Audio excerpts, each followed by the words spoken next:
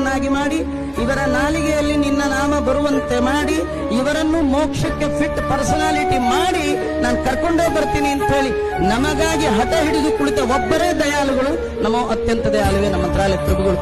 ದೇವ್ರು ಕೇಳದಲ್ಲಪ್ಪ, ಇಂಥ ದೈತ್ಯರು ಬೈ ಬರ್ತು ಹುಟ್ಟಾ ದೈತ್ಯರು ಇವ್ರನ್ನೆಲ್ಲ ಹೇಗೆ ರಿಪೇರಿ ಮಾಡ್ತೀಯಾ?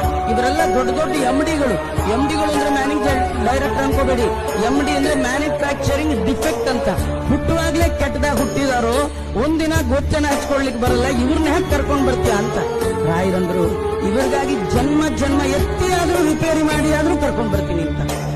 ನೀವು ಓದಬೇಡಿ, ಬರಿಬೇಡಿ, ಏನು ಮಾಡಬೇಡಿ, ದಿನಾ ನಂದು ಒಂದು ಲೋಟ ಪಂಚಾಮೃತ ಕುಡಿತಾ ಇರ್ಲಿ, ಒಂದ್ ಸ್ವಲ್ಪ ಆಗೋದಕ್ಕೆ ತಗೊಳ್ಳಿ, ಒಂಚೂರು ಮಂತ್ರಾಕ್ಷತೆ ಹಾಕೊಳ್ಳಿ, ನಿಮಗೆ ನಾವಿಷ್ಟ ಮೋಕ್ಷ ನಾ ಕೊಡಿಸ್ತೇನೆ ಅಂತ.